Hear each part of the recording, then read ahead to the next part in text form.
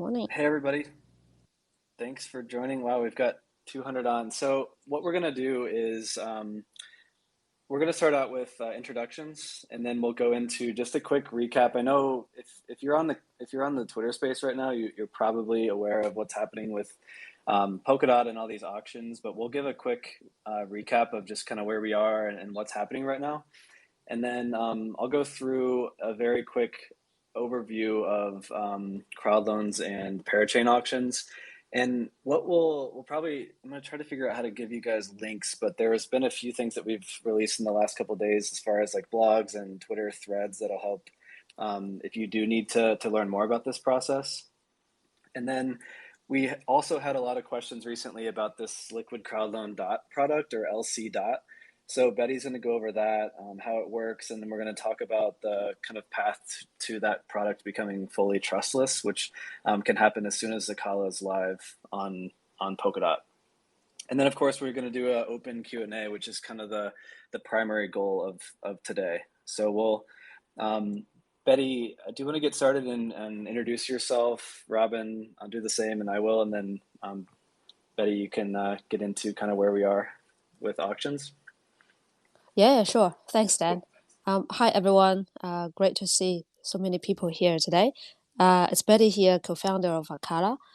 Calling in from Auckland, New Zealand. So early morning from me. So very excited to be here and share more information on Polkadot auction, crowd loans, ways to crowd loans. Yeah, that's me.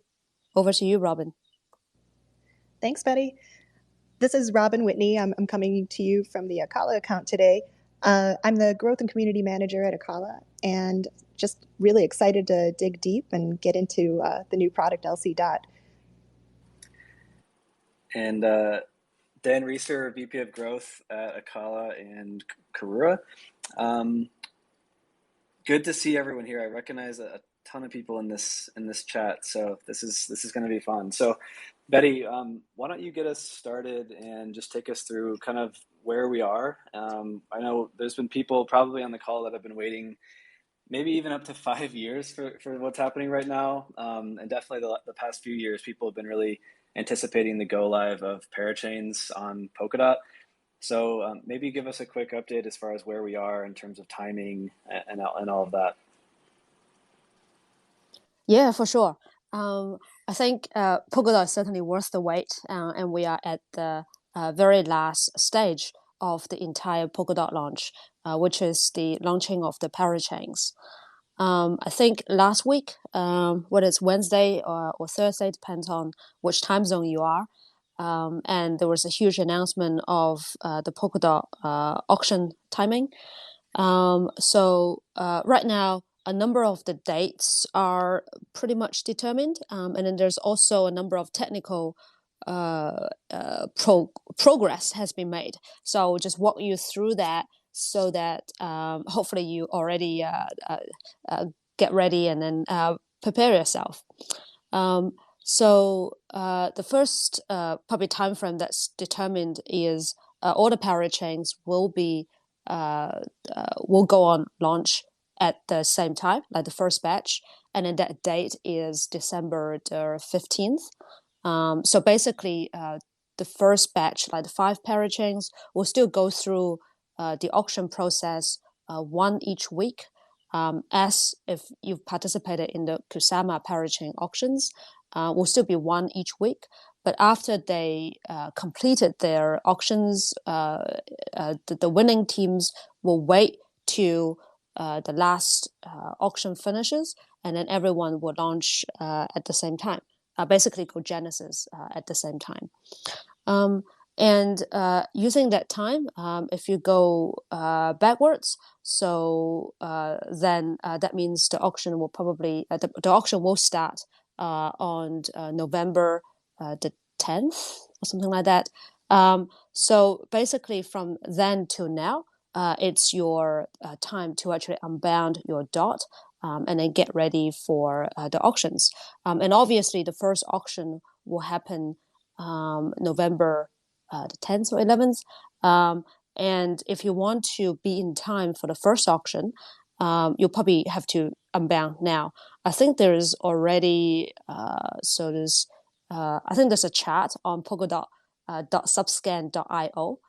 If you go to the subscan for Polkadot and then go to tools and chats, you can actually see there's quite a few people already unbounded their dot. I think there's total 34 I mil, calculated it yesterday. There was 640 mil, 60, 47. Yeah. about 65 million Yeah. dot unbonding, so almost Yeah. $3 billion. Yeah. So it's going to be exciting. And so that's probably the number one thing is regardless which team that you've decided, you probably already had an idea. And if you want to participate in the first auction, then that's time to unbound your dot and then get ready.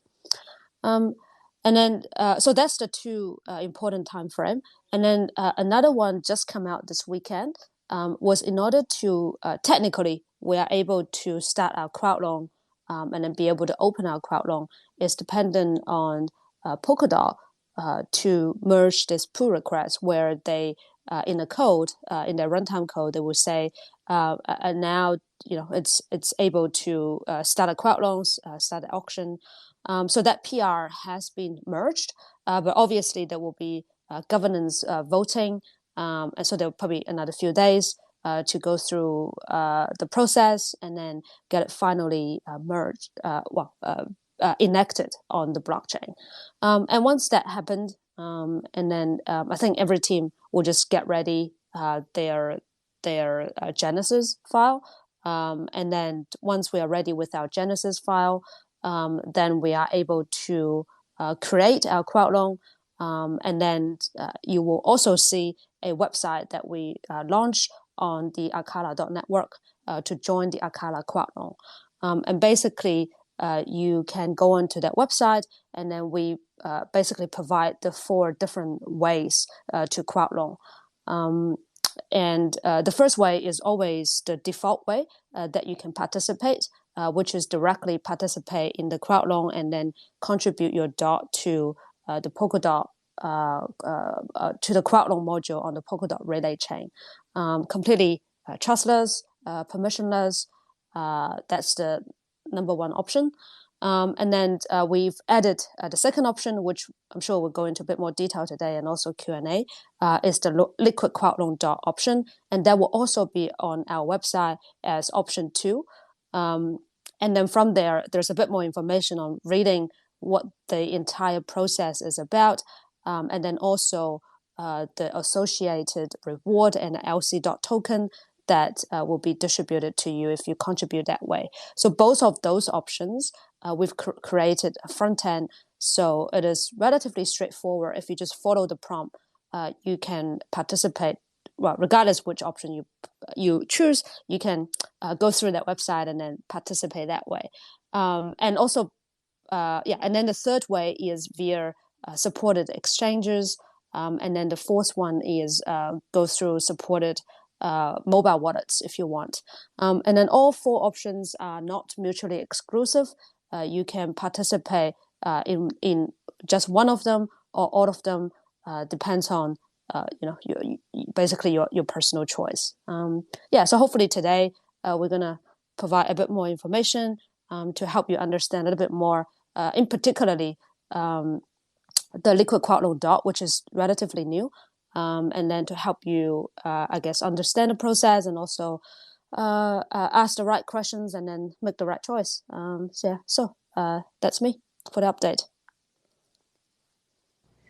Betty, Sweet. I see that Yeah, there ahead, are Rob. some folks here who are, heavily embedded in the Polkadot ecosystem. So they're very familiar with how crowd loans work. Maybe they participated in crowd loans on Kusama, and they're definitely anticipating the Polkadot parachain auctions.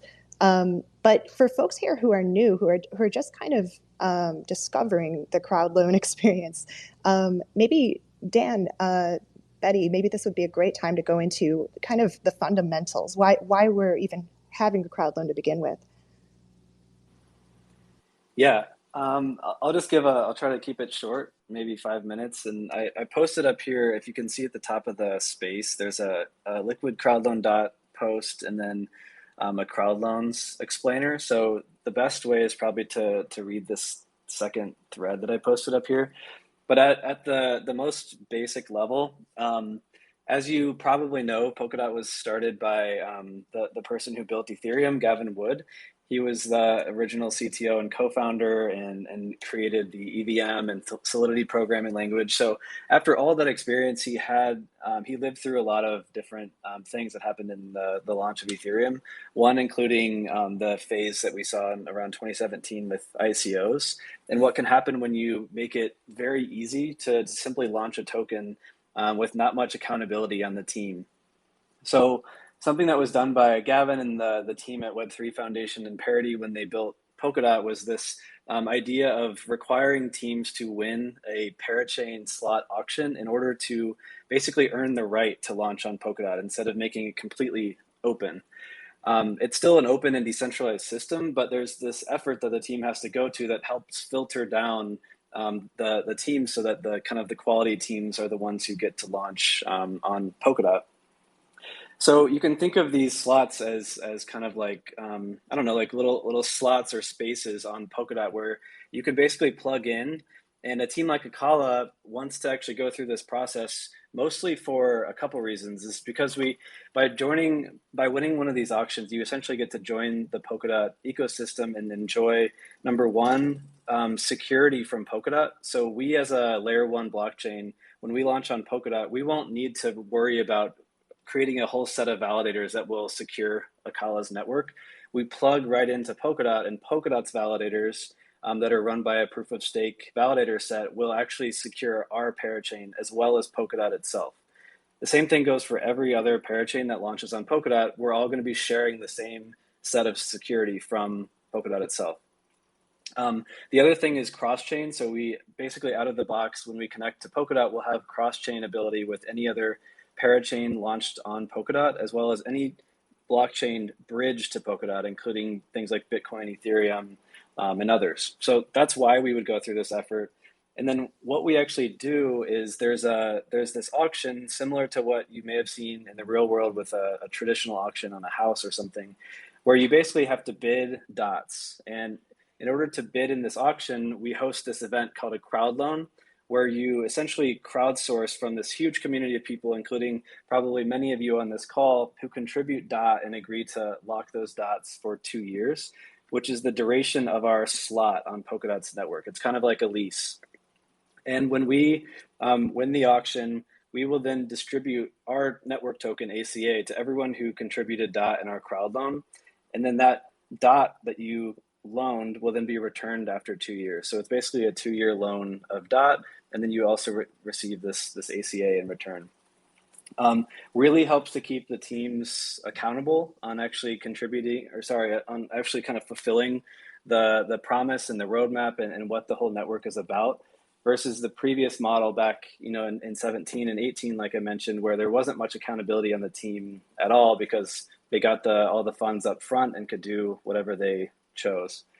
So that's kind of the background on parachain auctions and crowd loans. And like I said, at the top here, I posted a thread if you want to go deeper on that. And I'm not sure, Betty or Robin, if you have any other comments on this topic.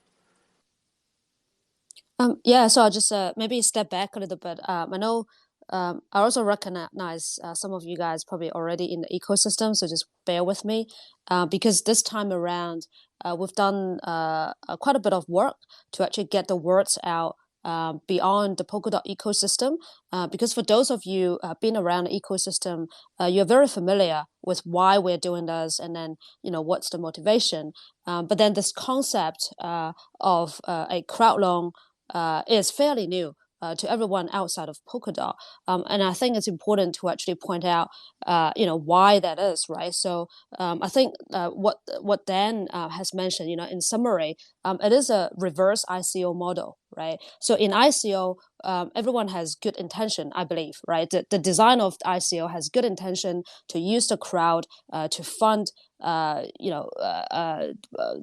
very ambitious startups so that innovation can be produced at the end, and then to push the innovation forward. So that was the intention.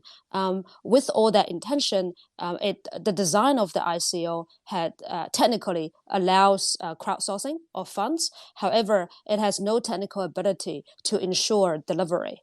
So that was, it kind of succeeded 50%, and then the delivery part, it completely failed, right? So that was the ICO. And then you can probably judge, now it's 4 years, 5 years after the ICO craze, how many projects actually come out of that model, right? So the reverse ICO model, which is the Polkadot Crowdloan and auction model here, is basically reversing that trend, right? So you still use a crowdsourced model, which actually works, but at the same time, you enforce accountability. If the team doesn't deliver over the 2 years, which we're talking about here as the lease period, then your own token are returned to you. So you basically, no loss in terms of the principal, but the team is under pressure to deliver because the teams are giving you token almost for free, right? Based on the principle. Of course, you are giving up opportunity costs and the time that you spend here, etc. But in principle, you get your token back. The team doesn't actually profit from this event, apart from the team actually got an opportunity to actually launch their network, their product, so that they have an opportunity to deliver. And if they don't deliver the promise, they don't continue to innovate, then basically in the end, they are the one who lose, right? Because they're giving out their token, they're not getting anything. So this sort of enforcement on the blockchain itself creates this positive reinforcement of keeping the team accountable and deliver, and then also attracting long-term supporters who are in the ecosystem, right? So it's not those folks who just come for 2 days yield farming and then get away. This is basically a long-term yield farming for long-term supporters who's actually be here, not just support the project launch, but also potentially become the users, advocates of the project. And then of course that trickles up to the entire Polkadot ecosystem, as there will be many of this project launch, and that also helps Polkadot to further develop its ecosystem, its utility, its users and transactions on chain. So that is a sort of the I guess the fundamental reason why we are all doing this, and we're trying our best to actually even get the words out to educate more people to understand why this is a new and better and really fairer way enforceable on the blockchain to ensure accountability of delivery and benefits all parties in the ecosystem. So that's what I want to add. Back to you, Dan. Perfect. So I see there's a couple people who are requesting to come on. So we have one more topic, so we'll run through this really quickly, and then we'll open it up to, I guess, a solid half hour of questions at least, if everybody wants. So the next thing, as we both kind of mentioned in the explanation of how this process works, if you did participate in crowd loans on Kusama, you may remember that when participating in those crowd loans, you're basically agreeing to lock your KSM for 1 year, which is the duration of the parachain slots on Kusama, which is Polkadot's experimental network.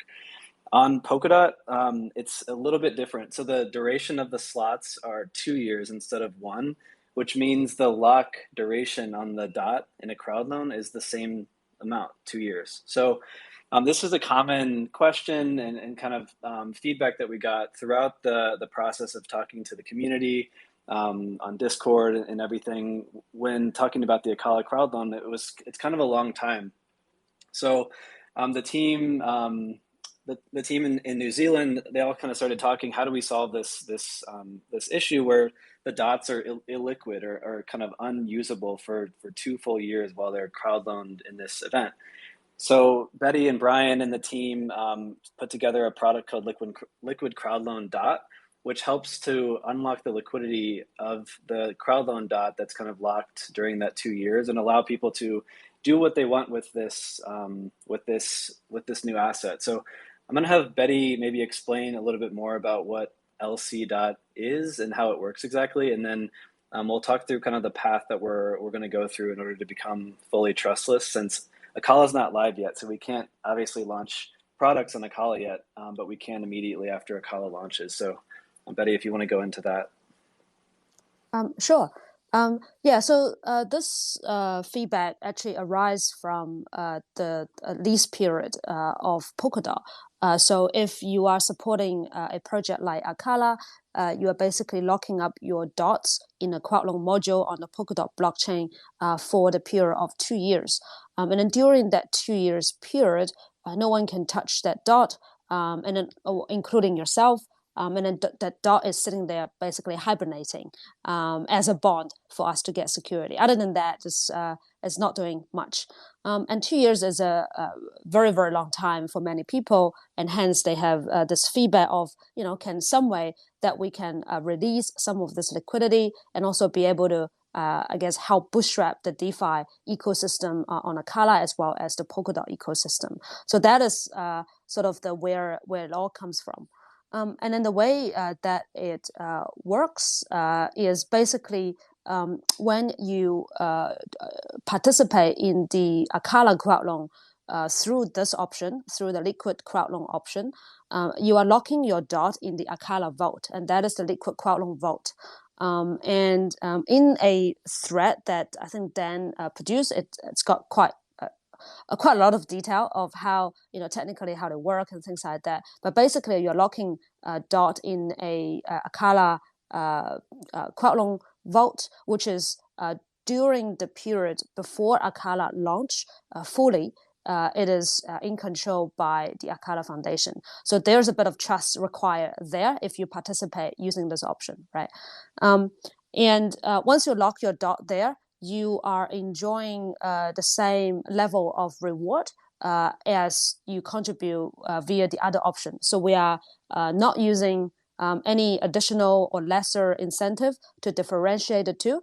The choices should be made by you other than based on the reward that's given. So the rewards for both options are exactly the same. You should choose based on your needs, basically. So once you've done that first step, lock your dot, you're going to see an indicative amount of ACA reward that you're getting. And also, in addition to that, you will also be receiving a LCDOT token that is one-to-one redeemable to the dot that you contributed in 2 years' time.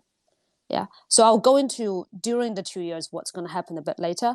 But that LCDOT is basically a receipt of your contribution to the Akala crowdloan. And then the utility of that LCDOT without any of the DeFi element add to it is in 2 years' time, you can use that token to redeem the underlying dot that's been locked for the Akala crowdloan. Right. So once the Akala crowdloan, at the end of it, it's going to be returned from Polkadot, and then you can use the LCDOT to redeem that dot back, right, in 2 years' time. So that is the LCDOT element part of it, and then once the Akala got its parachain, and then we launch. And then we fully launch all the functionalities on the Akala blockchain.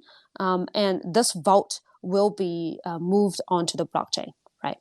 So this vault will become trustless and managed by the parachain itself rather than managed by the Akala Foundation, right? So that is the pathway transition from managed by Akala, or you have to trust Akala temporarily before fully launch the vault onto the Akala parachain. And then once that happened, then basically any of the operation of the LCDOT, including in 2 years' time, when we need to redeem the dots, all of those are managed on the Akala blockchain, trustlessly, decentralized, permissionless, and you can basically follow the logic and then redeem your dots during in 2 years' time. And if you want to also go into a little bit more technical detail, I can also do so after this, but I'll just walk through the high level process. So that is the pathway to decentralization. And then also, once we launch all the functionality of DeFi, etc., the LCDOT is obviously a candidate of collaterals and also a valuable assets because it is as good as the dot, underlying dot. but it has a time element to it, right? And also it is almost risk-free, right? So even compared to LDOT or liquid dot, this LC dot doesn't have slashing. You are basically guaranteed to get your dot in 2 years' time, but you just have to wait for 2 years, right? So this actually probably qualifies as a good quality collateral for many of the DeFi existing DeFi applications that we have. So one of them is you can use that to collateralize a stablecoin, and then you can use stablecoin for trading, getting more dot, leveraging, or whatever you want to serve your needs. And then at the same time, there will also be trading pools. We're probably going to recommend LC dot to dot trading pairs, but of course there could be LC dot to stablecoin trading pairs. But regardless, there will be trading pairs for LC dot, and that means if for whatever reason you do want to exit, right? That means you don't want to hold LC dot. You don't care to redeem the dot in 2 years' time. You want to redeem some value right away, right there, using the pools. You can also do so, right? And then obviously, because the LC dot are only redeemable for the dot in 2 years' time, the market would probably decide based on the supply and demand what the price of the LC dot would be during those 2 years' time. The closer you get to the 2 years, it should get closer to the one-to-one dot value, because in 2 years' time you can actually just directly redeem the dot back, right, one-to-one. But during the 2 years' time, it's basically market supply and demand. If there are more people want to, I guess, cash out, then there will be a higher discount, right? And maybe closer to the 2 years, then the price will closer to track one-to-one. And then also there could also be the other side of the market, because if you are a long-term dot holder, then LC dot is as good as dot. You might well just collect dot at a discount during the 2 years' time, right? So there are different, very, very much different market participants dynamics there. So it's going to make a very interesting, I guess, asset addition in the ecosystem. But more importantly, is that this is going to make the otherwise hibernating dot that's going to sit there and do nothing become a useful liquidity in the ecosystem. And you can imagine, once the entire Polkadot ecosystem opens up, you're going to have folks providing DeFi yield at 100%, 1,000%, who knows, right? Because once we open EVM, anything could happen for your dot, right? And that is not necessarily an exciting thing, because if you have a dot sitting in a 1,000% yield engine, right, you're going to attract a lot of dot away from staking and doing other actually useful stuff, and also essential stuff like network security, right? So it's important that we are able to provide some derivative of dot in the case of illiquidity of dot, right? So it's well good that you lock up a lot of dot, but at the same time, if there is yield opportunity, for sure the market is going to move to the high yield opportunities. So before that happened, if we could have some derivatives that could ease the illiquidity challenges, then I think it's going to provide really good support for the DeFi economy to grow, but at the same time to protect the Polkadot network security and also other utilities for the dot, right? So I think those are probably more fundamental considerations rather than just like at a user level, what is cool, what is useful. But I think both are probably valuable to understand the dynamics before you get into it. Yep. Yeah, and then so so that's the rough overview. Awesome. Thanks, Betty. So yeah, as you guys can tell, there's a lot to this product, which is partially why we wanted to host this, is because we were getting a lot of questions about how LC.dot works. The second, we've posted 3 tweets here at the top. The second one is the deep dive on LC.dot. If you want to kind of take a read through what Betty just explained. just to be clear, this is definitely not a simple or beginner product. So if you are going to use this when contributing to the Acala Crowdloan, just be aware of what you're getting into, the trade-offs, how it works. So yeah, take a look at that. We've got a lot of people on here now, and I think a lot of questions that people are looking to ask about any topic that you guys want. So let's go ahead and just start pulling people up. We've got a few people that have requested, so we'll bring people on. If you don't mind, just kind of letting each other ask their questions and go kind of in order. So I'm going to invite a few people up, and then we can start answering questions.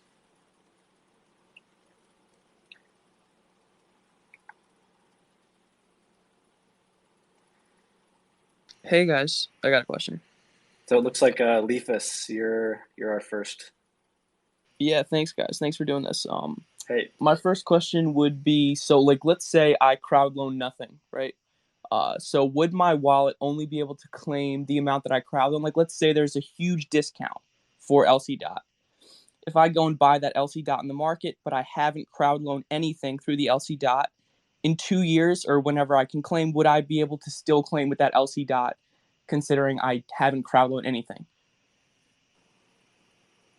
yep, that's a great question. So the answer is yes. So what the LCDOT comes with in the beginning are the ACA rewards. So that's what the person who did contribute to the crowd loan and did participate in the crowd loan. If you then purchase the LCDOT from that person, you of course wouldn't get any ACA because that person already did. But then after 2 years, that LCDOT will be worth 1 dot in the redemption process at the end of the 2 years. So you're exactly right, and the answer is yes. All right, great, thanks. Yeah, it's just like that would be a great way to get sort of like discounted dot. Thanks, man. Yeah. Yep. Cool. Thanks, Leifus. Olipi. Hi, everyone. So my question is also about LCDOT.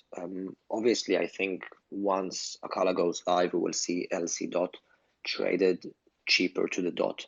Question is, once setting up these liquidity pools on Akala, whether it is LCDOT to LDOT or LCDOT to dot or LCDOT to AUSD, question is, will the incentive be bigger from the Akala side, from the token side, rewards, bonuses, etc., in order to try to peg the price as much as possible to dot, as we probably assume that, you know, in the beginning, people who want to sell off their LC dot in order to be liquid moving forward. Yeah, so I can take this one. I think setting up a LC.dot pool is similar to setting up other pools that we have. So certainly there will be incentives, but the idea is mostly to counter a bit of the impermanent loss, because as you would expect, we are not gonna peg LC dot to dot, right? Because this is an entirely market driven mechanism.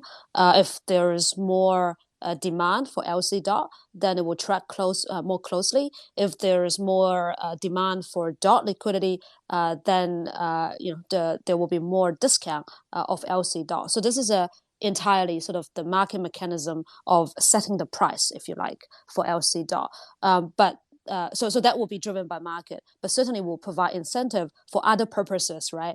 So that people can provide enough liquidity so the market can start rolling. So that's one aspect of it. And then all we are talking about here is the native trading pools. And on top of Akala, there is also other trading protocols that develop on top of Akala. So one of them is called Trade Protocol, developed by Nuts Finance. You've probably seen their posts came out a few weeks ago. So they do things almost exactly trying to solve the problems like this. So they're trying to create synthetic assets and also trading pools for similarly tracking assets like LC dot, L dot, and dot themselves, right? So then they will be able to produce products that will help lower, I guess, the disparity between LCDOT and DOT, and also maybe some other interesting, I guess, generating products as well. So then they are more, specialized in dealing with those type of assets as well. So you will probably have different options, but of course, natively, the trading pool is where you will start. So I hope that helps. Yeah, thank you very much. And just a quick last question. Is it possible that we will see KUSD coming to Akala or AUSD going to Karura as well once the bridges are set up? So that's a very good question. Yeah, so I think the Polkadot and the Kusama bridge is coming sooner than anyone would expect. So once that happens, you probably see interesting dynamics of maybe KSM is going to flow through to the Polkadot ecosystem, and then also can become a collateral, right? And then we can think about how the two ecosystem will evolve. Do we continue to have only one stable coin, or we maintain the two stable coin, and in one way or another they support each other's liquidity, right? So those are the two very obvious options there, right? So to continue to keep both stable coin, but somehow we can leverage each other's liquidity, so we can bootstrap both. And then another obvious option is bootstrapping. One stablecoin is hard enough, right? So should we in some way provide more synergy of both stablecoin, and then maybe merge the collateral or the assets that underlying it, so that we can create a much better stablecoin with better liquidity once the bridge is set up, right? So I think once we get to that stage, we can have a bit more detailed discussion and lay out pros and cons, and also maybe some numbers, and then folks in the ecosystem can start debating and thinking about this stuff, so that we can take the next step from there. So this is certainly one of the very, very interesting stuff that's going to evolve in the next wee while. Excellent. Thank you very much, and good luck. Yeah, thanks. Thank you. I think maybe League, Leig, was next. Well, I'm just going to try to go in order of people who came on stage. Hey guys, thank you. It should be a quick question. Not sure if this has been answered before. Sorry for that if so, but it's going to be like an option for a single staking for LCDOT. If we go that route, and like to have an API to get a stable coin, for example, and if so, it's going to be like an impermanent loss on that. So the question is, will LCDOT be able to have staking and yes. return? Yeah. Correct. Yeah.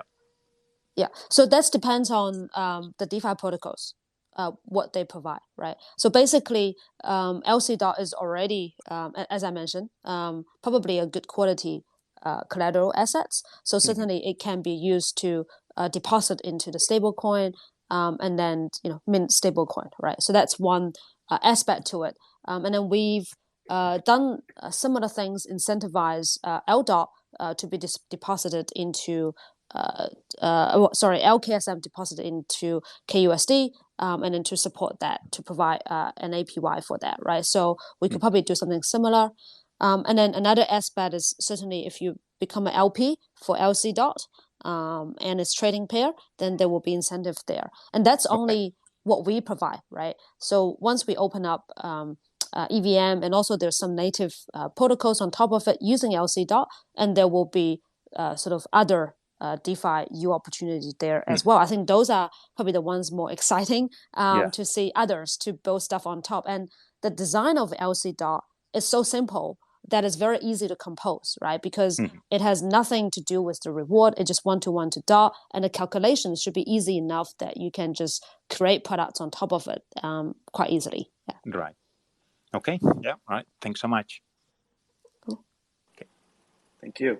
Thank you. Sorry, guys. I'm actually losing track of who's next.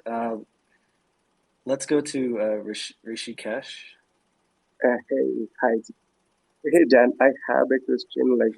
It's about what is the insert for LC dot, and how do we insert the pairing, and what is the downwards pegging for that?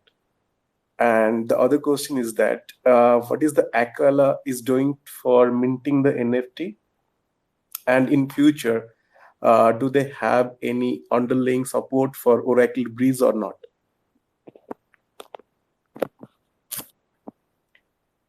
Yeah, I'm clear with the question. Yeah, so the first question is, sorry, the first question is about LCDOT. Can you repeat the question? Okay, pardon me. Yeah. So my question was how it is insured. Insured, the one-to-one, or insured in what way? No, in a way like one-to-one. What is the insured in the application if it is getting some kind of scam or getting into that feasibility? So what is the down the line? What is the action plan for that? Oh, okay. Yeah, sure. That's a good question. So that requires me to go into a little bit more technical detail of how the LC.Vault vote being set up.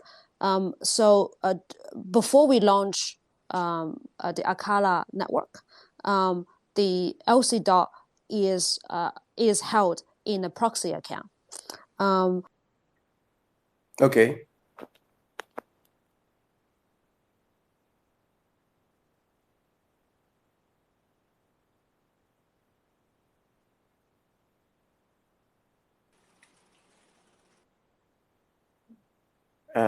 I guess I'm. Yeah. Okay. I also lost. Yeah, I did. I think that, Dan, you and I, we can actually go into some more details about what's happening in the path to trustlessness. Yep. Yeah, I can go for it. So where Betty was headed, and I just invited Betty back on as a speaker. We'll see if she gets that. I'm not sure what happened. So basically what happens is this will start out as a proxy account. And what that means is it's just an account that the Acala Foundation is kind of operating at the time. And the proxy account can be set up to do a very limited amount of functions to ensure additional kind of safety. So this proxy account will be set up to only be able to contribute DOT to the Crowdloan. So when the DOT is contributed to this account, then that account will then go on and contribute it to the Acala Crowdloan. Then what will happen is that has to happen in that way because, like I said before, Acala isn't live yet. So the parachain itself can't host an account like this yet because it's just not live. Betty, you're back. Oh, I'm back. Sorry. Can you hear me? Yeah. Okay. I was just kind of continuing. So if you want to go ahead. Oh, sure. Yeah, so I heard you talk about proxy account. So basically, Yep. Yeah, so you can only do certain things with a proxy account. And for us, the only thing you can do with that account is contribute to the Crowdloan. So the worst thing could happen on that account is we don't contribute to the Crowdloan, to our own Crowdloan. So yeah, so that's that. And then once it's transitioned onto the blockchain, then it's managed by runtime module or pallets, right? So then it becomes trustless and permissionless. And obviously, you can see exactly what the logic would be in handling the LC dot. And then the logic will be relatively simple at that point because once the LC dot is distributed, the only thing left over is in 2 years' time, the Crowdloan, the dots in the Crowdloan will be returned to that account, then subsequently controlled by the module, and then are redeemable by the LC dot, right? So basically, it is just a burn and retrieve dot function there. So you'll be able to see that on the blockchain. So yeah, so the part of the risk that Dan also pointed out is because without a blockchain, you cannot do things completely trustless. So that is the part that you have to trust us before the Crowdloan happens. So and that we have to be very clear about that, right? So if you don't, then certainly option one is where to go. And then another thing worth to point out is in the longer term, even the Crowdloan module itself is not going to be on the Polkadot relay chain. All the logics is going to be pushed out to parachains anyway, right? For the reason being, the Polkadot relay chain should only be responsible for the most important thing, which is the security. So there's only be validators and proof of stake or consensus running on the Polkadot relay chain, and everything else is going to get pushed out to parachains, whether it's common good parachain or whether it's just normal parachain. They're just parachains that will handle all the logics, right? And including the Crowdloan module. So I guess we are miles ahead of where things are heading, but yeah, happy to be like that first to actually try this sort of things out, and appreciate you guys be part of the experiment as well. So I would like request you for any Medium article, or if you know any sort of blog where we get details of explanation and how it is getting backed out. That would really help for the community to read about and get a strong support behind. Yeah, sure. If you look at the top of the Twitter space, Dan posted. I think the second article is a Medium article, and then the third one or the first one is a Twitter storm. So both of them actually explain the entire process really well. But if you do still find something's missing, just let us know, and then we can just put up more details there. Definitely. And the second question was about NFT minting and how Akala is actually planning down the line to breeze with Oracle. So the second question is about NFT. And then also, did you mention Oracle or? How is that application and ecosystem is going to get breeze in between Oracle or not? Yeah, sure. So, if you're asking regarding issuance of our own NFT, so we've done so for the Kusama Crowdloan or the Karura Crowdloan. I think we are gonna issue some NFT for folks who are participating on the Acala Crowdloan as well. But I guess details are still to be released in that regard. Probably more interesting is how the NFT space is going to pan out on the Akala parachain once we launch, right? So we certainly already have the facility to issue NFT, and also even for building NFT markets on top of Akala. And then we do have a few other teams that are planning to build their NFT markets on Akala. And that is probably a great way to take this further, right? Because we are very much focused on infrastructure and then providing sort of DeFi facilities. We're not quite a marketplace provider. So there will be other teams who actually are going to specialize in building certain type of NFT markets, and then be able to build on top of Akala. And then some of those might have deeper integration into the DeFi protocols that we have, and some of them will just use our existing sort of infrastructure to build out their sort of application. So we're seeing both of them kind of panning out in our ecosystem right now. So yeah, that sounds great, and I have a great feeling that this team has put up a lot of effort and it will succeed. Yeah. Great, thanks, Rishikesh. Yeah, exactly. Got to move on to the next question. Let's go to, I think Bob has been up here for a while. Yeah, hello everyone. My question goes to LCDOT. So the thing is that we're going to be contributing to the Crowdloan, no? And using our dot. So it's a one-to-one dot, and then LCDOT will be minted back to us. So I really don't understand why the price of LCDOT should go down below the price of the actual dot, because it is the amount of dots that you get that the smart contract is going to pull into the Crowdloan. So can you really explain why the price should fluctuate? Yeah. So if you redeem your dot back in 2 years' time, then it's for sure it's 1-to-1.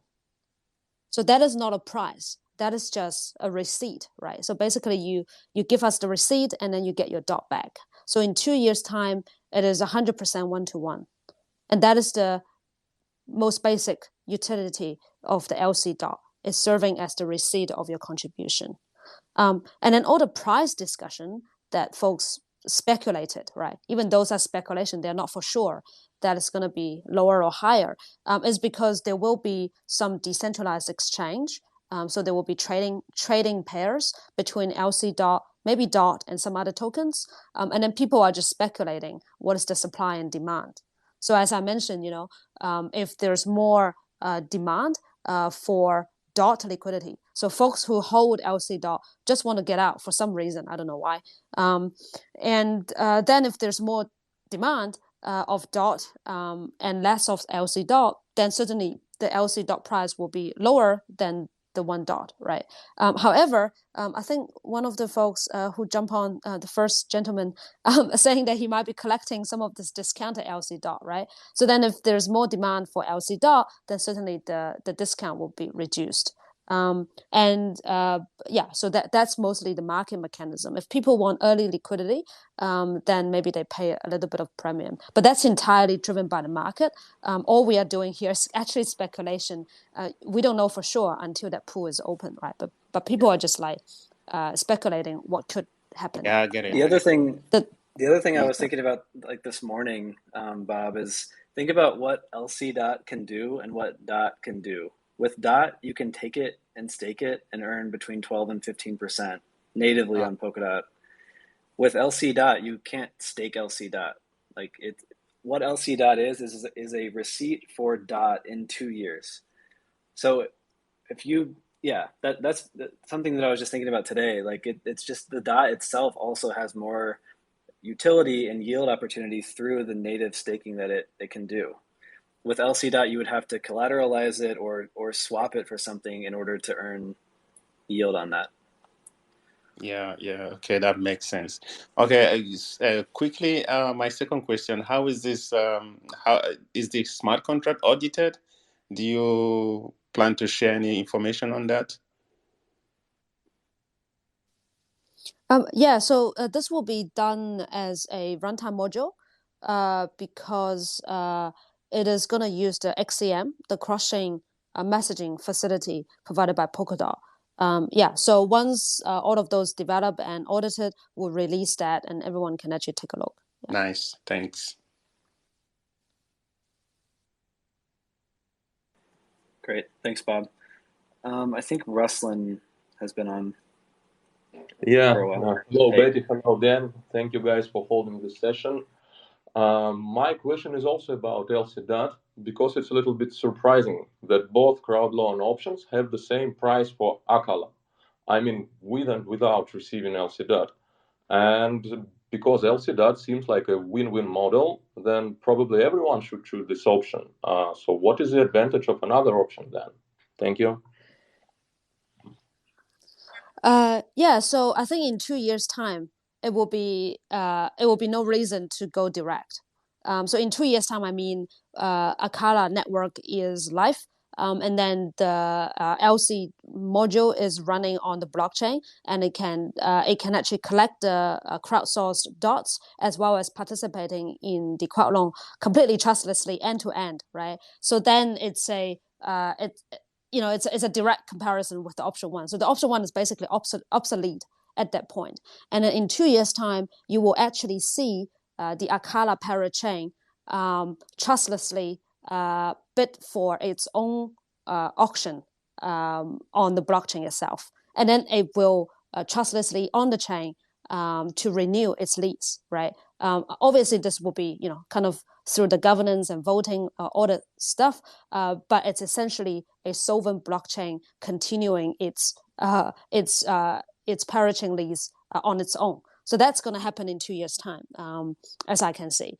So you are basically pointing out where the future is heading, right? So in the future, there's no reason why you should choose option one.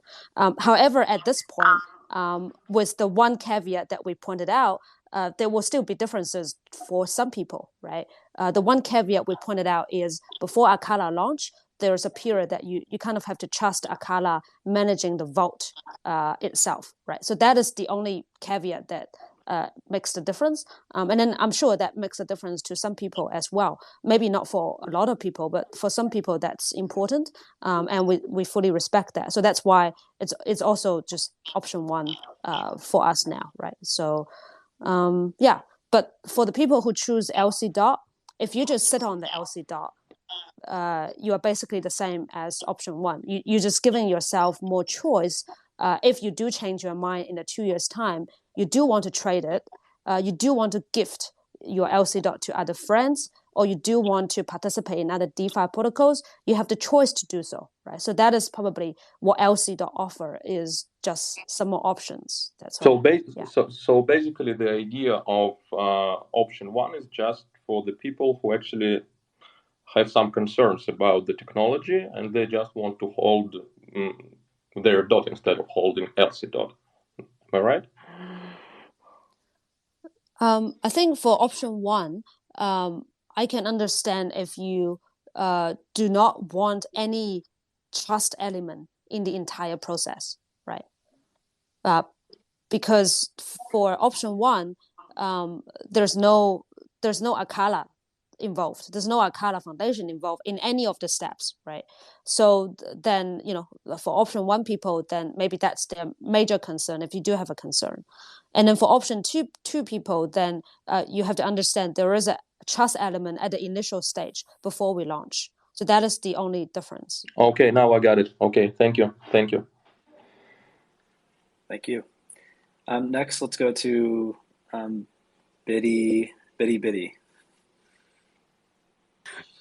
Hey Dan, thanks. Biddy Biddy Bum. Yeah, it's a long story, but anyway, thanks for having me. I've actually been quite curious about not only Liquid Crowdloan dot, but also just in general the Liquid products on the Akala DeFi platform, and maybe this might be one for Betty and the tokenomists on the team. Putting on my economics hat for a moment, I was just thinking about what the implications of having a liquid token might be. And correct me if I'm wrong, but does it mean that we are actually doubling, in a sense, the supply of tokens available? Because in the past, before liquid tokens, people would actually have to choose between either allocating it to a crowd loan or perhaps using it for staking and earning a staking yield. But going forwards, with the introduction of this liquid product, does it mean that now we have effectively double the amount of tokens in supply, and does that have an inflationary effect on the economy as a whole? Just a curious thought. Thanks. Yeah, sure. So basically, you still have to choose. If you choose to stake your dot, then you cannot create LC dot, right? You cannot participate in Crowdloan. And then if you choose to mint LC dot to participate in Crowdloan, then the LC dot itself, doesn't matter which option you choose, you still can use those tokens for staking and earn a normal POS Polkadot staking reward, right? So those two are still mutually exclusive. You still are making a choice, and then for the choice that you make, there's opportunity cost for not making the other one. So that fundamental sort of design hasn't been changed. But what we are actually creating is releasing more liquidity, right? Because whether it's liquid product for the Polkadot POS staking or liquid product for Crowdloan, they are in a sense that to because out of these two options, there are third and fourth options for DeFi yield, right? Those are unpredictable, and then the Crowdloan, the staking yield is 15% or 16% or 14%, whatever it is known, right? But the third, fourth, or fifth DeFi options, those yield are unknown, right? And then very likely will be very high because a lot of those are arbitrary, right? You could just have a project come along and then provide you, mint a whole bunch of token and then give you 2,000% APY, right? And then with that setup, then you will certainly pull a lot of the token out of Crowdloan and also out of staking and then into these really high APY products, right? For not sure what purposes, maybe just yield farming, maybe just some hype, but it certainly doesn't provide network security to Polkadot. It also doesn't support any of the project to launch their project on Polkadot, right?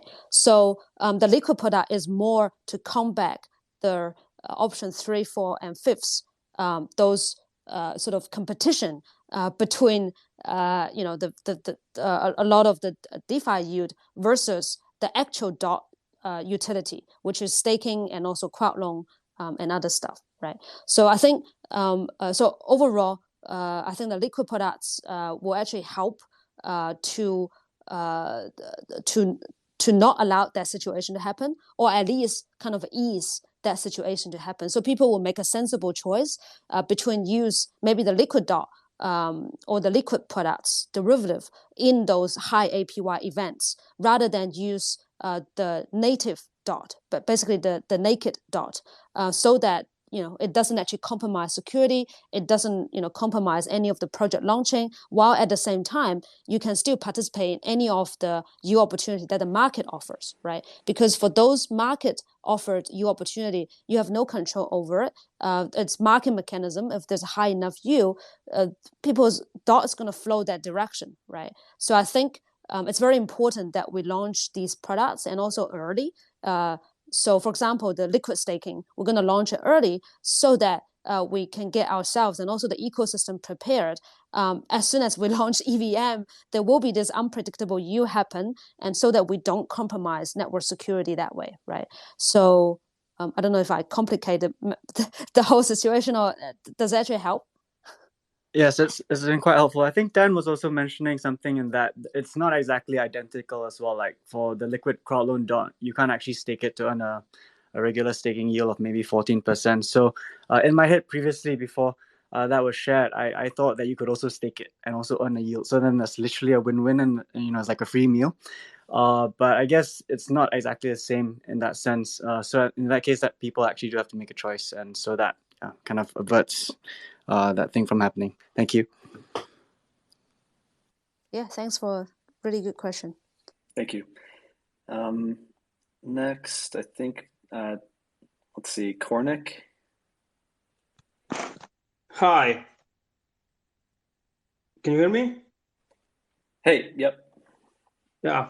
I got a question about the LCDOT and Akala token.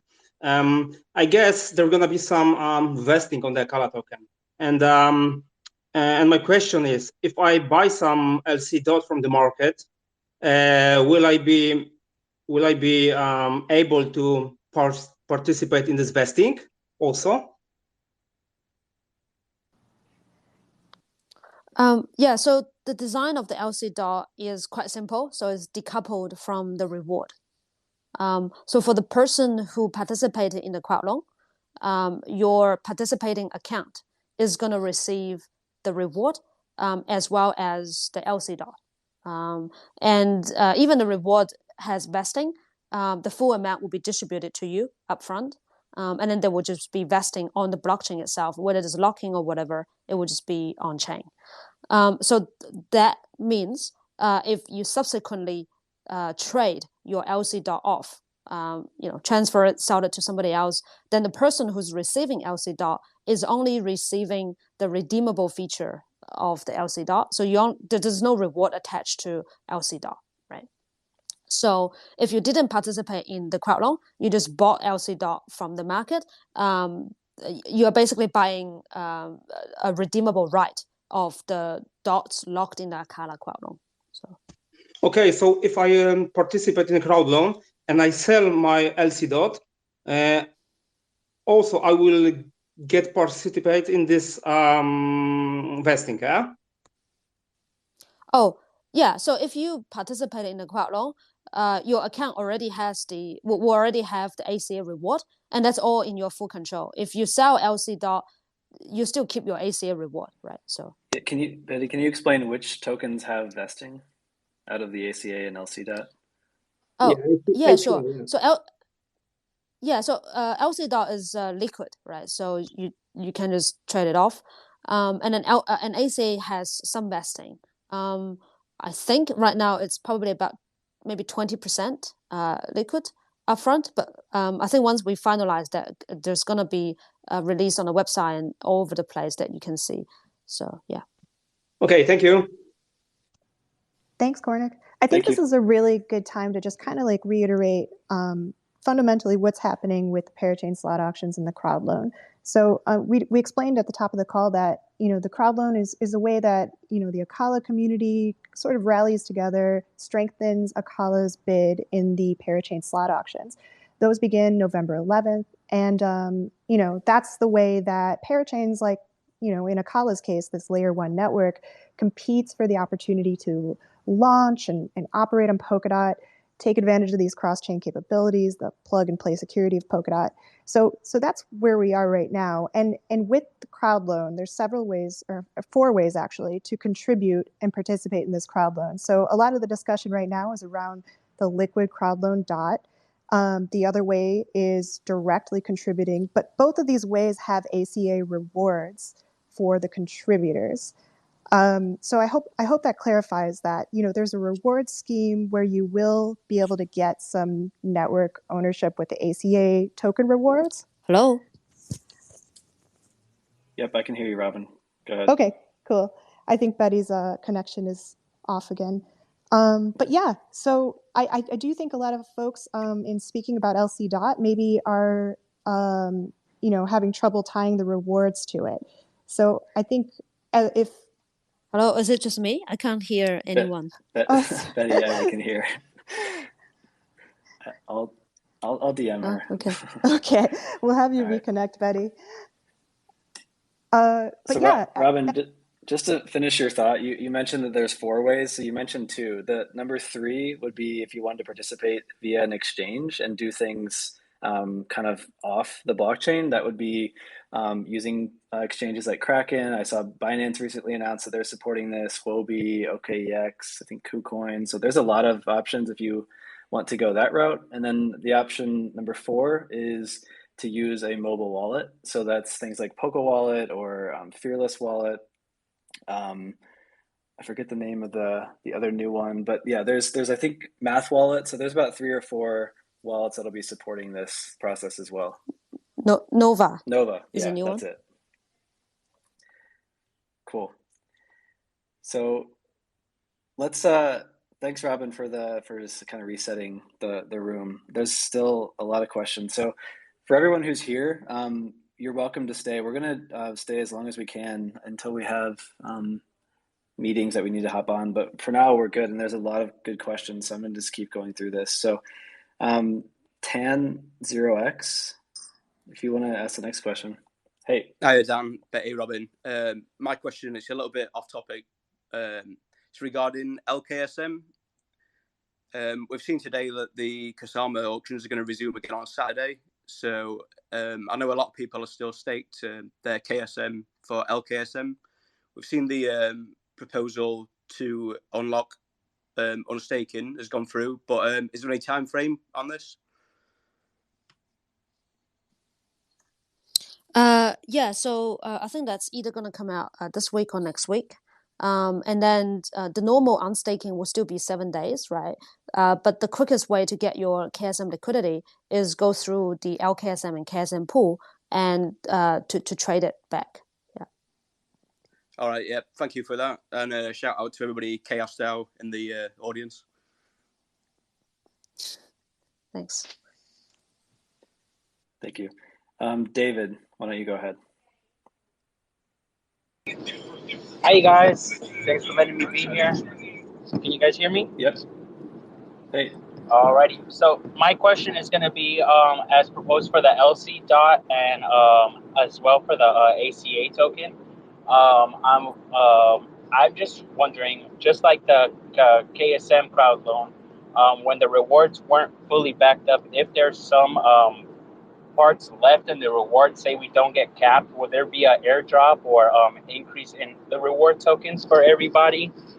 And for my second question, will there be some type of rewards or airdrop for people who do partake in the option 1 with the LCDOT in the future as an airdrop or some type of reward mechanism in order to be able to farm or mine?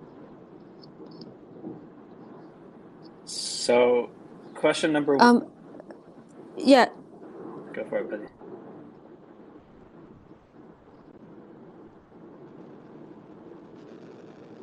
Yeah, I can't hear Betty. Betty. Yeah, go ahead. Yeah, sorry, David, I muted you really quick because there's some background noise, but. Okay. It's okay, I apologize. I'm driving. I apologize. No problem. Betty might be having connection issues again. So the answer to the first question, so you were asking like if the total cap of the crowd loan isn't met by everyone participating in the crowd loan, will there be an airdrop?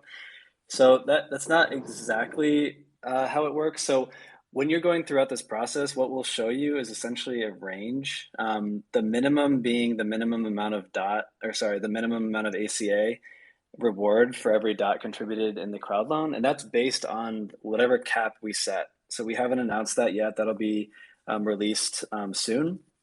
And then since it's kind of like you can think of it as a pool. So the less people that participate, the higher the rewards are per person. So it's impossible for us to kind of estimate exactly what it'll be, but it'll be a range. So the minimum being the cap, the maximum being very high, just if like 10 people participated, which I don't think will happen. So that's the answer to question one. Question number two, like I think you're asking for an early notice about a future airdrop, and that's not something that we've determined or will announce until it's actually happening. So we don't really do announcements of announcements. So thanks, David. Thank you, guys. Really appreciate you guys. Thank you. Shout out to the Akala and all the ambassadors. Thank you guys for your time. Cool. Betty, I think Betty requested. Okay, let's go to Abdullah. I think you were next. Okay, hi guys, you okay? Hey, yep.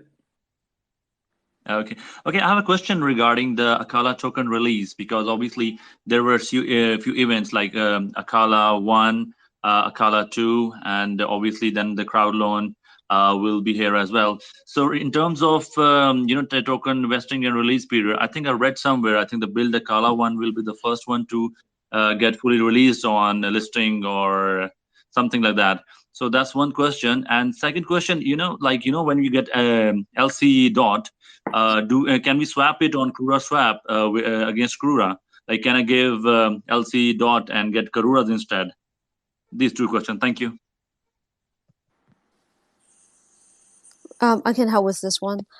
Yeah, so if you participated in Build Akala, either one or two, I think one doesn't have vesting, but two has some mild vesting there. So just based on whatever vesting there is, it's gonna be distribute the amount in full with the vesting on chain.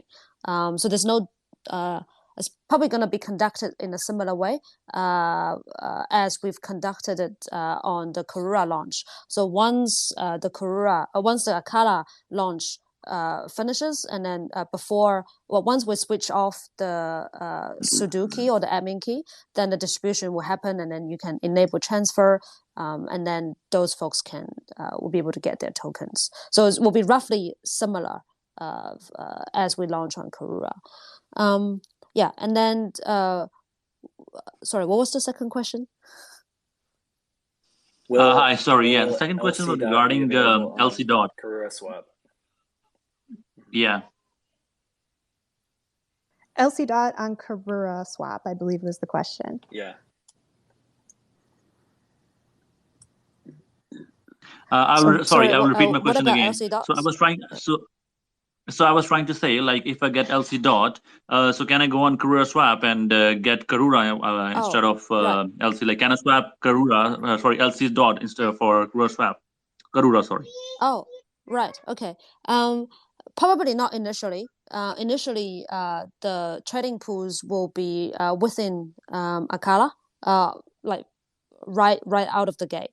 But there's one gentleman asked about the Polkadot and Kusama bridge earlier on. So once there's bridge between the two ecosystems, then obviously the assets can flow back and forth between the two ecosystems, and then you will have trading assets from other ecosystem as well. So from Kusama, from Karura as well. So not initially, but once the bridge is there, then it's possible.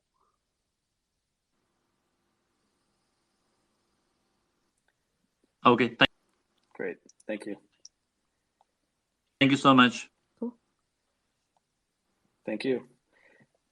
Next, let's go to, I think, Tycoon. You're next. How's it going? What's up? How's it going, Dan? Thanks for having me on. Hey. Was curious what I can do with the LCDOT. So once we get the LCDOT, you can yield farm. I mean, what are the utilities that LCDOT will have, and where do you think it'll be worth about half of a dot initially, or is there any kind of peg as to what it'll be worth in comparison to dot at launch?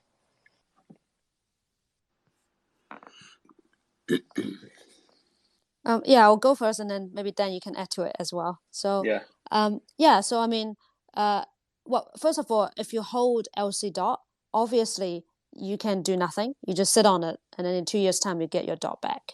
And then at the same time, it's a liquid token, so you can transfer it.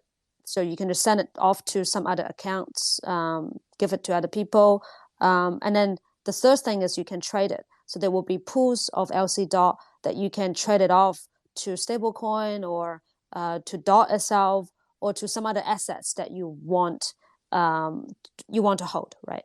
So and then those are the basic hodl, transfer, and trade. Those are very basic utilities of the LC dot.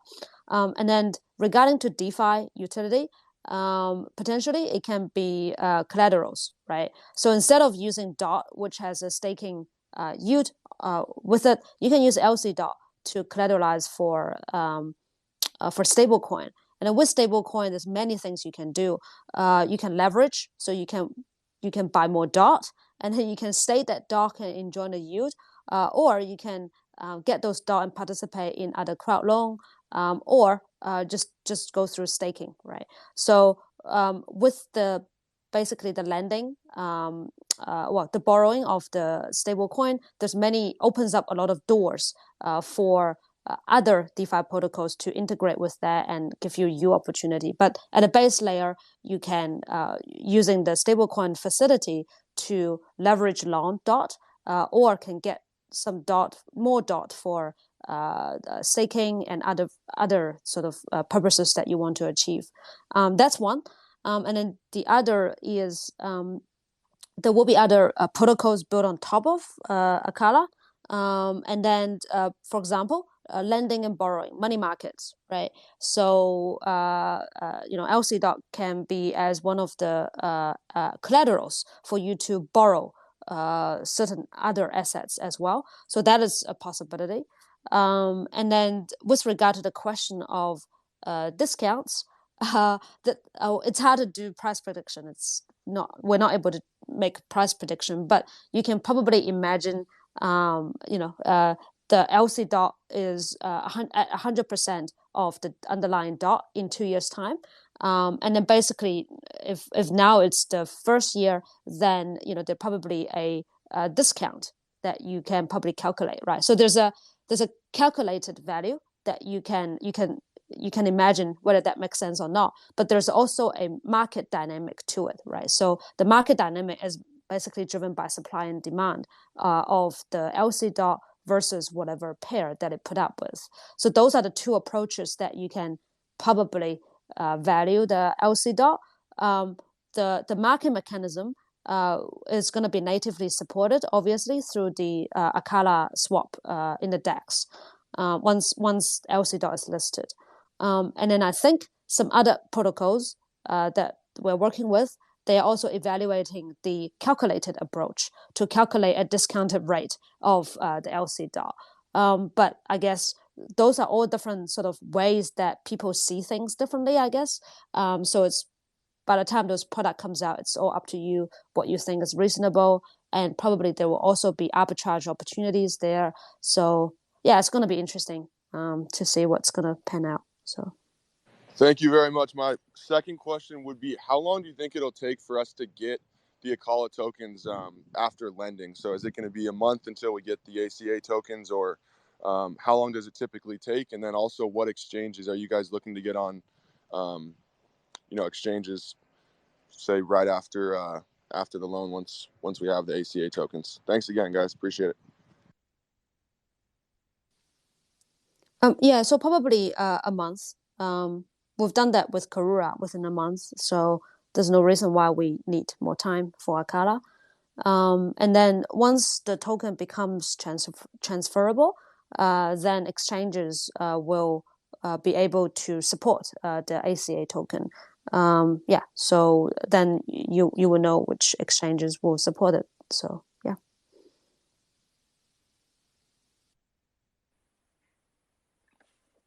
Cool. Thanks, Tycoon. Let's go to, I think, Daniel Christopher Lee. I think you've been on for a while. Hey guys, can you hear me? Hey. Yeah, so I mean, all my IC.dot questions have been answered thanks to all the the slew of questions that came through about IC.dot, so that's great. And then my other question is just basic rewards. So per dot, do we have an amount of how many Akala tokens we'll receive? And yeah, so an exchange question was answered as well. So that's really the only thing I have left is what does the reward system look like per dot? Yeah, that's probably the number one most asked question right now. We haven't released that yet. So we will.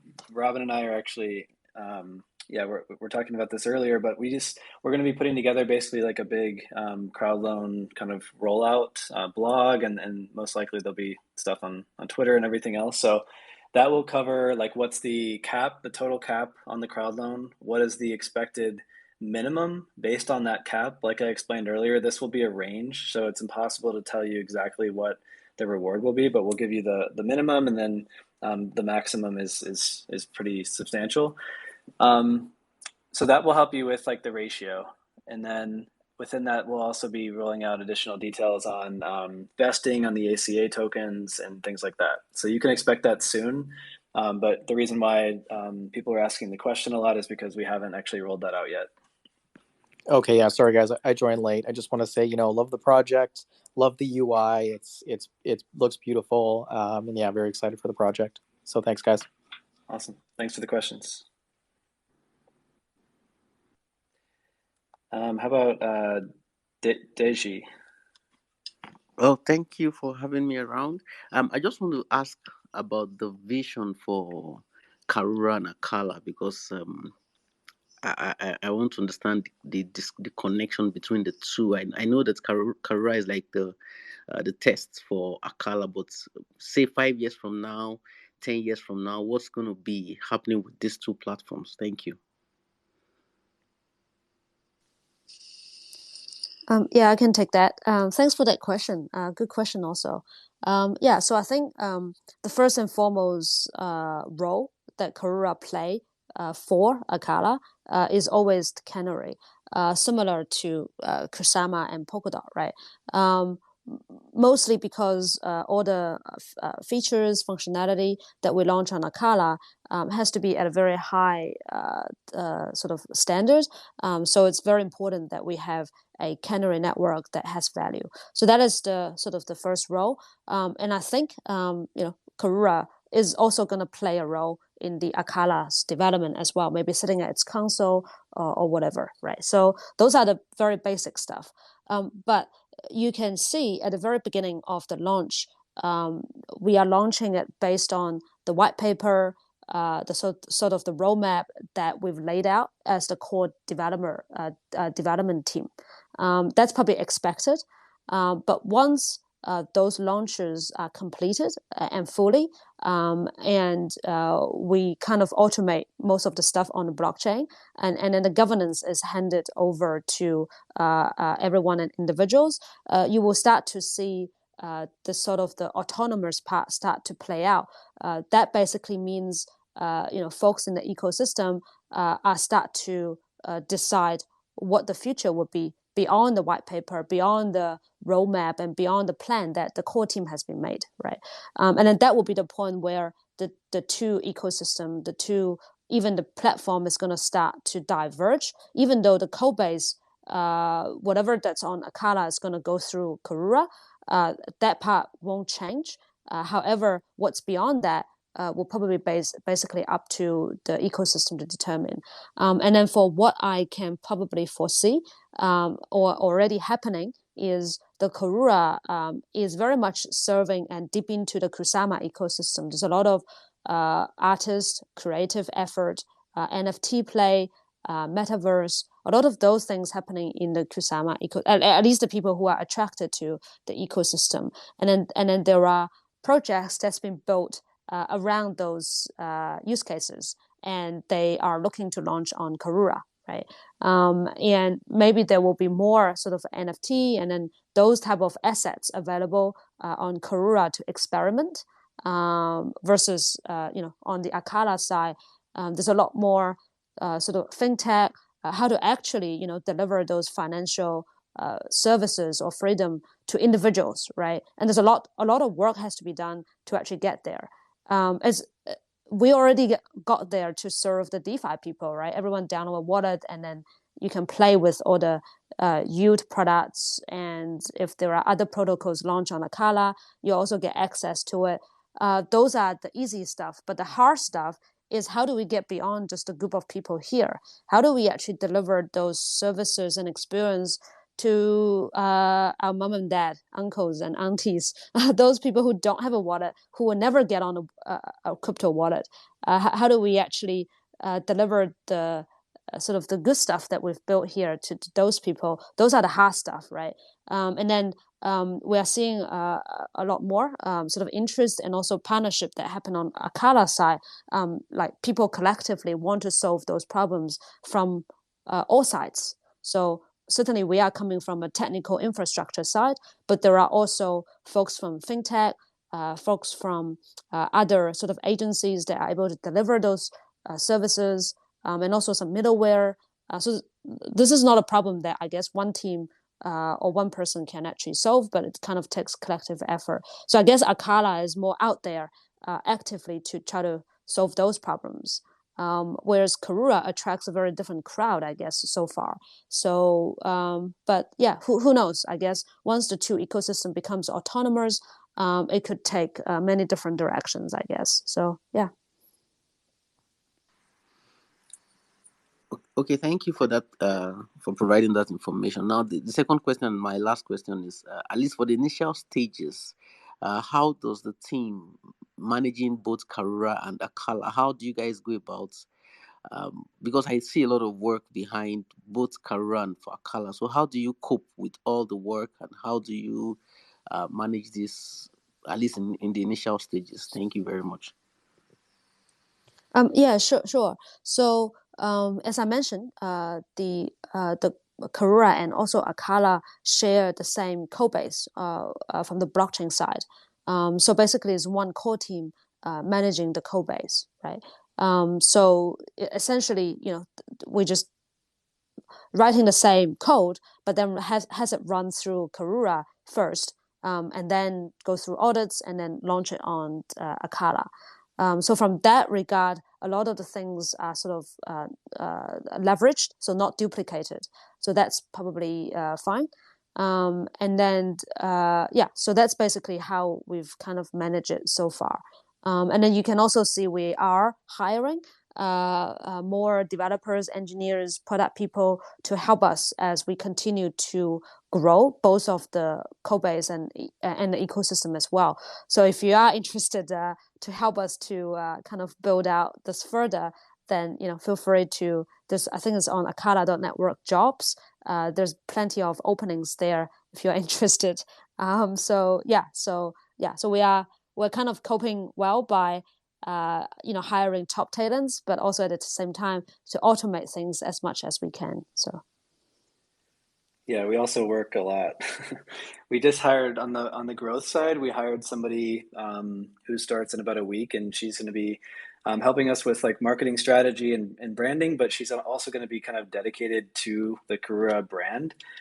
This is something that I felt was important for us to have someone kind of dedicated to Karura, and then we'll also have somebody dedicated to the Akala brand, and then all of us, of course, working together on kind of the overlap and the overall community and marketing efforts. So that's one way we're helping scale and try to like focus efforts on each specific network, because it is definitely a lot to manage.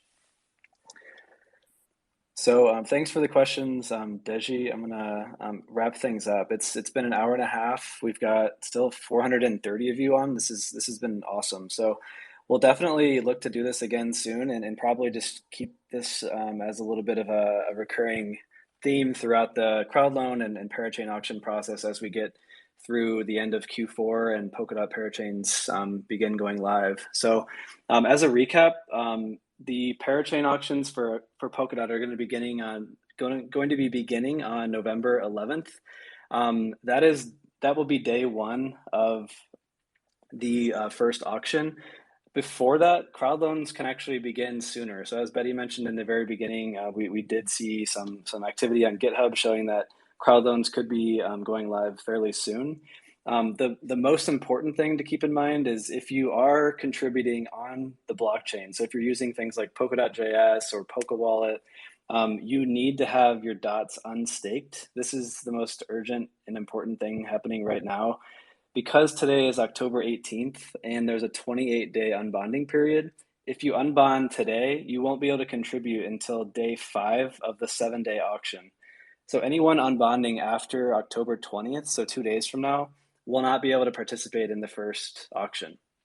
So very important to get dots unbonded if you're holding your dots in a decentralized manner. If you have your dots on an exchange, there's been a lot of people asking about Kraken. That's fine because there's like an instant unbond in that case. There's not this 28-day unbonding period. So nothing to worry about if you're in that situation. What I'll point people to at the top of the space here on the left, all the way to the left is the tweet about Acala quests. So we're giving away an additional 2% bonus and an NFT for anyone who completes these quests. And what it really is just a gamified way of getting you onboarded and ready for Crowdloan. So it includes having the Polkadot.js wallet, proving that there's DOT in your account, I think verifying your email, and then number 4 and 5 will actually be contributing to the Crowdloan and then claiming your NFT. So that's a really cool way to just get started and earn a little bit extra in the Acala Crowdloan. The second thing at the top here is the Liquid Crowdloan DOT thread that we posted yesterday. If people still have questions and want to kind of learn more about how that works at a more detailed and technical level, check out that thread. And then if you scroll one more time, the third tweet posted here is the Crowdloans and parachain auctions thread. This gets into the details about how this whole process happens on Polkadot and how to get ready for the November 11th auctions. So let's wrap it up. I think everyone's probably got meetings to run to. Thanks everyone for joining. This has been a blast getting to talk through auctions and Liquid Crowdloan DOT and everything else happening right now that we've all been waiting so long for on Polkadot. And like I said, we'll be doing this again.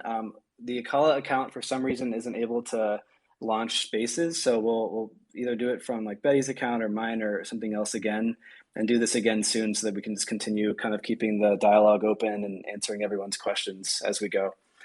So let's wrap it up. Thanks everybody for joining, and we'll talk to you soon. Thanks everybody. Yeah, thanks everyone. Bye.